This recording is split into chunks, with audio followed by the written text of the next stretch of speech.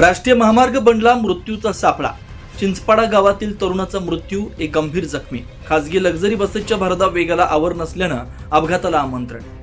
धुळे सुरत राष्ट्रीय महामार्गावरील चिंचपाडा रेल्वे फाट्याजवळ सोमवारी रात्री उशिरा झालेल्या भीषण अपघातात एका 18 वर्षीय तरुणाचा जागीच मृत्यू झाला. दुसरा तरुण गंभीर जखमी झाला. या दुर्दैवी घटनेमुळे चिंचपाडा गावात शोककळा पसरली आहे. महेश राजेंद्र निकम वय 18 राहणार चिंचपाडा असा अपघातात मृत्यू झालेल्या तरुणाचं नाव आहे. ऋषभ अतुल जैन वय 18 हा गंभीर जखमी झाला.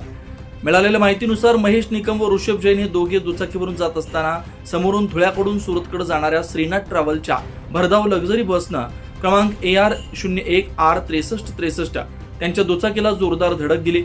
धडक इतकी भीषण होती की महेश निकम याचा घटनास्थळीच मृत्यू झाला, तर ऋषभ जैन गंभीर जखमी झाला. जखमी ऋषभ जैन याला तातडीनं उपचारासाठी सुरत येथील खासगी रुग्णालयात दाखल करण्यात आलं. अपघातानंतर बस चालक घटनास्थळावरून फरार झाला. या प्रकरणी विसरवाडी पोलीस ठाण्यात गुन्हा दाखल करण्यात आला. सहाय्यक पोलीस निरीक्षक नरेंद्र साबळे यांच्या मार्गदर्शनाखाली पोलीस हवालदार सुरेश मोरे पुढील तपास करत आहेत. या अपघातामुळे परिसरात शोककळा पसरली आहे. महामार्गावरील वेग मर्यादा व वाहतूक नियमांचं पालन करण्याची गरज पुन्हा अधोरेखित झाली.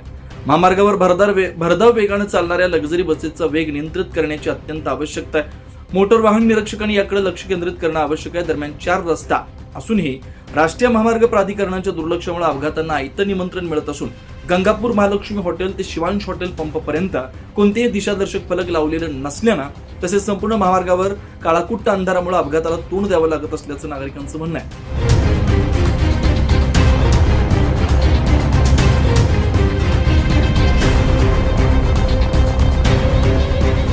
24 लाईव्ह महाराष्ट्र न्यूज साठी वसंत वाणी, नवापूर, विसरवाडी, चिंचपाडा.